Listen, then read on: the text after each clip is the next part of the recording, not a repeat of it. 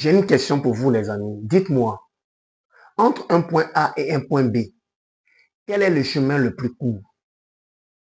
Je reprends.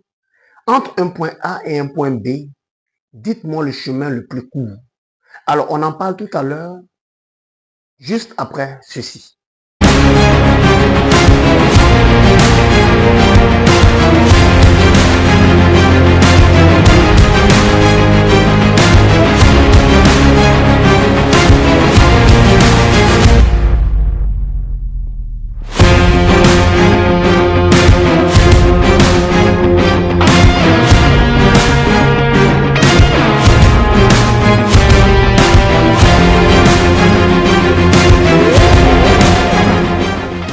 Bienvenue à tous, bonjour, je suis Vasti, coach en leadership, en entrepreneuriat et en confiance en soi.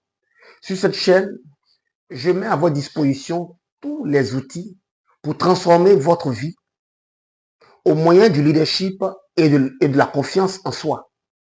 Également, nous vous incitons à l'action par l'initiative entrepreneuriale et de l'investissement stratégique.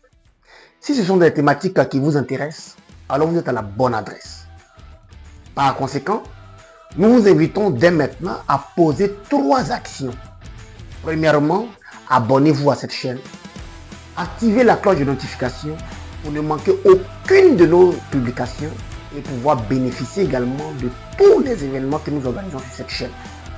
Deuxièmement, partagez cette chaîne à toutes vos connaissances, amis et sur vos réseaux sociaux. Et enfin, laissez-nous votre prénom et dites-nous les défis auxquels vous êtes confrontés actuellement. Je vous lis et je vous partage au quotidien mes conseils, mes stratégies pour transformer votre vie et vous aider à relever tous les défis qui vous sont proposés actuellement. Merci une fois de plus de nous suivre et surtout, merci d'être là encore pour notre parcours, notre challenge de 10 jours pour se fixer des objectifs et les atteindre en 2025. Ça fait maintenant 6 jours que nous sommes en train de parcourir étape par étape les mécanismes pour nous fixer des objectifs et les atteindre. Les amis, je voulais encore une fois de plus vous dire merci. Saluer aussi votre résilience, votre détermination à poursuivre l'élaboration de vos objectifs et les mécanismes pour pouvoir atteindre ces objectifs également. Le thème que nous avons choisi aujourd'hui, il est évocateur parce que, comme je le disais à l'entame de cette vidéo, dans l'introduction, le plus court chemin entre un point A et un point B, c'est naturellement une ligne droite. Et ici, dans l'élaboration de tout objectif, ce qui détermine un objectif, ce qui détermine surtout l'atteinte d'un objectif, ce sont les activités. Nous ne pouvons pas dire que nous avons atteint un objectif si nous n'avons pas élaboré des activités, si nous n'avons pas accompli, si nous n'avons pas spécifié les activités qui constituent, je pourrais dire, la mise en œuvre de l'atteinte de cet objectif. Donc, l'objectif peut être d'aller par exemple sur la Lune, mais pour aller sur la Lune, quelles sont les activités à faire avant d'arriver sur la Lune? Donc, c'est de faire la liste simplement des activités qui nous permettront d'atteindre nos objectifs. Et c'est de ça que nous allons parler aujourd'hui. Pourquoi? Parce que vous avez eu le temps de définir vos objectifs. Okay? Ça, c'était dans la deuxième vidéo. Vous avez eu le temps de définir vos objectifs. Vous avez eu également le temps d'identifier les obstacles à l'élaboration de vos objectifs. Vous avez également identifié aussi les compétences à développer, les compétences dont vous avez besoin pour atteindre vos objectifs. Et également, nous avons parlé aussi dans la 5e vidéo des personnes qui sont susceptibles de vous aider. Donc quand tout ça est réuni aujourd'hui, il faut quand même s'asseoir maintenant pour pouvoir lister les activités maintenant à mener. Donc c'est de cela que nous allons parler aujourd'hui. Pourquoi? Parce que l'objectif en lui-même, c'est le but. Mais pour pouvoir arriver à ce but, nous devons y aller méthodiquement, étape par étape. Donc l'idée ici, c'est vraiment de lister toutes les activités. Vraiment toutes, quand je dis vraiment toutes, c'est vraiment toutes les activités qui nous aideront à atteindre notre objectif. Et ici, à ce niveau, il ne faut pas tomber facilement dans le découragement parce que simplement, l'objectif qu'on veut atteindre, là, les activités à mener avant d'atteindre ça sont compliquées. Non, les amis, ne tombons pas dans cette facilité parce que nous avons déjà décidé notre objectif. Ce grand philosophe chinois le disait, Lao Tzu, un voyage de 1000 lieues commence toujours par un premier pas. Ne vous inquiétez pas des millions d'actions à mener. Non, ce n'est pas ça le plus important. Vous avez certes listé toutes les activités et ne négligez aucune. Mais l'idée, ce n'est pas que vous allez toutes les accomplir en même temps. Non. Mais c'est important. Dans le domaine stratégique, c'est vraiment important de lister toutes les activités que nous devons mener, que nous allons mener en vue d'atteindre notre objectif. C'est vraiment important. Aussi nombreux soient-ils, il faut nommer toutes ces tâches. Il faut nommer toutes ces activités. Pourquoi? Parce que si nous négligeons de mentionner toutes les activités à mener pour l'atteinte de notre objectif, nous n'allons pas atteindre notre objectif. C'est pas parce que nous avons négligé certaines activités et qui vont nous rattraper plus tard. Parce que simplement, l'objectif en lui-même se mesure en fonction des actions, des activités menées. C'est l'ensemble des activités menées de façon conséquente qui détermine si tel objectif est atteint ou pas. En fait, en réalité, le fait même de définir dans les moindres détails les activités à mener est une manière même pour nous d'atteindre notre objectif. En réalité, quand on a énuméré toutes les activités à mener pour tel objectif à atteindre, en réalité, nous avons déjà atteint notre objectif. Pourquoi? Parce que le plus difficile pour nous, nous l'avons fait. C'était d'énumérer toutes les actions, toutes les activités à mener.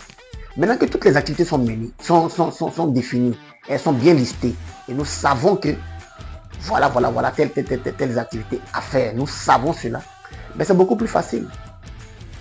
Mais quand nous ne savons pas quelle activité mener pour atteindre tel objectif, comment est-ce que nous allons atteindre l'objectif? Vous comprenez un peu? Donc, c'est le gros du travail qui est là. Donc, lister vraiment toutes les activités sans restriction. Toutes les activités, en tout cas, toutes les activités qui se rapportent à notre objectif, nous les listons. Et maintenant, l'idée, par la suite, l'idée, c'est de vraiment les agencer par ordre, par étape. Parce que vous êtes d'accord avec moi que si j'ai un quelconque objectif et que dans cet objectif-là, il y a un bon nombre d'activités que j'ai énumérées et que je commence par la dernière activité au lieu de commencer par la première, ben, je serai mal barré parce que commencer par la dernière qui doit venir enfin en premier, mais c'est comme si je n'ai rien fait. Donc l'idée, c'est vraiment de savoir quelle activité est prioritaire, quelle activité passe en premier, quelle activité passe en second, et ainsi de suite. Quand on les a agencés de cette manière, ça devient beaucoup plus facile pour nous d'atteindre notre objectif. Donc ici, c'est vraiment de faire attention aux détails. C'est de vraiment faire attention aux détails. Vraiment faire attention aux détails. Et comme je le disais tout à l'heure, nous allons d'abord, dans un premier temps, lister toutes les activités, sans exception. Ok? Et nous allons nous concentrer d'abord sur les plus importantes. Ok? Donc ici, je vous ai préparé un exemple. Voilà, pour la personne, par exemple, qui veut monter une entreprise. Voilà, on est dans ce domaine-là. On a commencé avec entreprise, on va terminer avec entreprise. Pour quelqu'un qui veut monter une entreprise, une start-up, voilà. Donc, il y a un bon nombre d'activités qu'il doit énumérer. Parce que Monter une entreprise, c'est l'objectif. Je veux monter une entreprise, par exemple, jusqu'au 31 mars 2025. Mon entreprise est déjà montée et elle démarre le 31 mars 2025. Ça, c'est l'objectif. Il est clair, il est net, il est précis. On l'a fixé, il est là, il est dans le temps. Maintenant, quelles sont les actions que nous allons mener en vue d'atteindre cet objectif le 31 mars 2025? C'est là maintenant que nous allons énumérer les activités. L'une des activités pour pouvoir monter une entreprise, une start-up, le 31 au 31 mars 2025, la première activité, par exemple, ce serait de faire d'abord une étude de marché. Votre activité là s'inscrit dans quel domaine? Est-ce que ce domaine-là, il est porteur? Est-ce que ce domaine-là, il peut nous permettre, avec la manière dont nous voulons lancer notre activité-là, il peut nous permettre de pouvoir réussir à long terme? Donc, faire d'abord une étude de marché. Connaître le marché dans lequel vous voulez lancer votre entreprise. Ça, c'est la première activité, par exemple, qu'on pourrait énumérer. Et cette activité, il faut la faire. Et dans cette activité également, on a aussi la possibilité de pouvoir les morceler, voilà, les séquencer. Ok? Qu'est-ce qui vient en premier, qu'est-ce qui vient en deuxième, et ainsi de suite. Donc, faire une étude de marché. Deuxièmement, ça peut être aussi de faire aussi une étude de la concurrence. Parce que vous n'êtes pas seul dans ce domaine. Vous voulez monter une start-up, par exemple, en énergie renouvelable. Est-ce que vous êtes les seuls à exercer dans ce domaine? Donc, il faut faire aussi l'étude de la concurrence.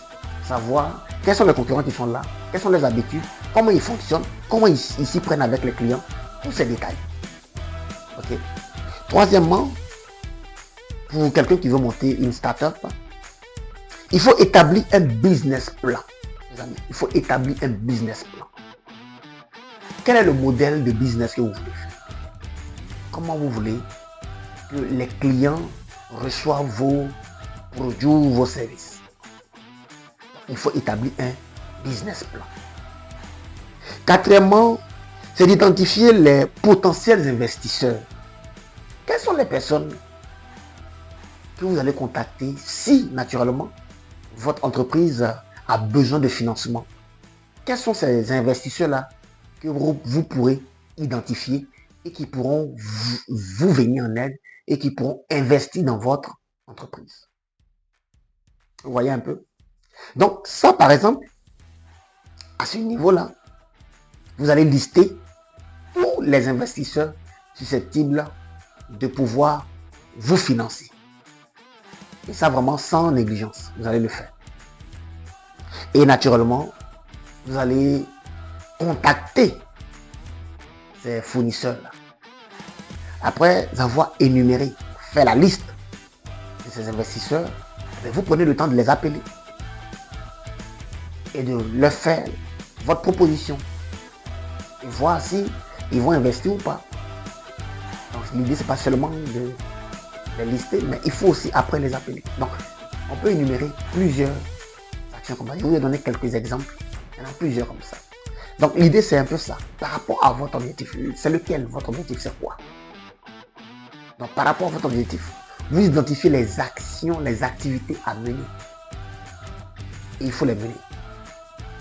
Et surtout, il ne faut pas être avare dans l'élaboration des activités. Il faut vraiment mettre tout ce qu'il faut comme activité. Donc tout à l'heure, quand je vous disais par exemple, tout à l'heure, que si vous avez une activité, ou du moins, vous avez un objectif et que dans cet objectif, vous avez élaboré des activités à mener pour l'atteinte de cet objectif-là, et que vous commencez par la dernière activité, par exemple, vous n'en avez pas réussi comme je le disais. Ici, par exemple, vous avez bien constaté que la liste des investisseurs vient à la fin. Donc, imaginez un instant que vous n'avez pas pris le temps de faire l'étude de marché, vous n'avez pas pris le temps de faire l'étude de la concurrence, vous n'avez pas fait votre business plan et vous vous permettez rapidement d'appeler les investisseurs. Vous voyez un peu ce que ça fait? C'est de cela que je voulais parler quand je disais d'aller étape par étape. De faire les choses étape par étape. Donc, qu'est-ce qui est prioritaire? Ici, pour monter une start-up, une entreprise, ce qui est prioritaire, c'est d'abord l'étude de marché, savoir le domaine dans lequel vous allez vous lancer. Ce n'est pas d'abord d'aller chercher des financiers ou des investisseurs, non. C'est de savoir le domaine dans lequel vous allez investir, vous allez travailler, vous allez fonctionner. Donc, les amis, c'était un peu cela que je voulais vous partager.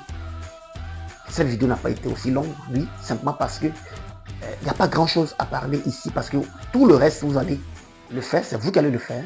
Mais l'idée, c'était de vous donner le canevas dans lequel vous allez travailler pour vraiment énumérer, faire la liste de toutes les activités que vous devez mener en vue d'atteindre votre objectif. Les amis, c'était les conseils et les secrets que je voulais vous donner dans cette 6e vidéo, ce 6e jour de notre challenge de 10 jours pour se fixer des objectifs et les atteindre en 2025.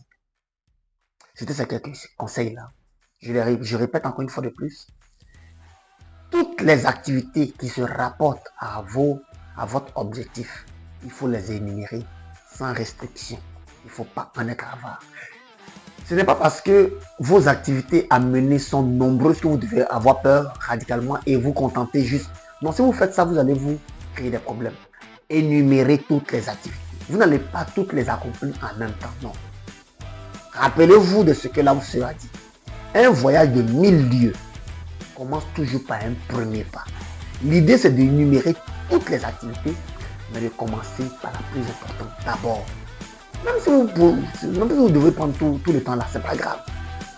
Parce que vous ne montez pas une entreprise juste pour le plaisir. Non, c'est pour la vie.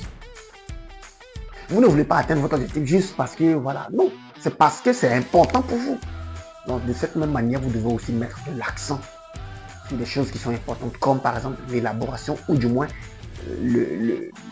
la liste, faire la liste de toutes les activités à mener pour l'atteinte de vos objectifs. En tout cas, merci à vous. Merci de nous suivre. Merci de continuer d'être assidus à tous ces moments de conseil, de partage d'expérience. Et nous vous souhaitons vraiment le meilleur. Nous vous encourageons et nous vous disons aussi à très bientôt. Les vidéos, comme on vous l'a dit dans la précédente vidéo, on vous l'avait dit, les livres viendront après. Mais là, on veut vraiment que chacun de vous se concentre sur les détails vraiment importants de ces différentes vidéos-là. C'est vraiment important que vous soyez attentifs aux différentes astuces que nous vous donnons ici. Et à la fin, nous allons vous donner les 13 livres compris avec d'autres bonus encore. C'était Vasti, coach en leadership, en entrepreneuriat et en confiance en soi. Et j'ai pris un plaisir à vous partager ces moments, à revenir encore une fois de plus sur des fondamentaux dans l'atteinte de nos objectifs. Les amis, 2025, c'est déjà là, c'est demain. Donc merci à vous, merci et surtout beaucoup de courage à chacun de nous et à très vite.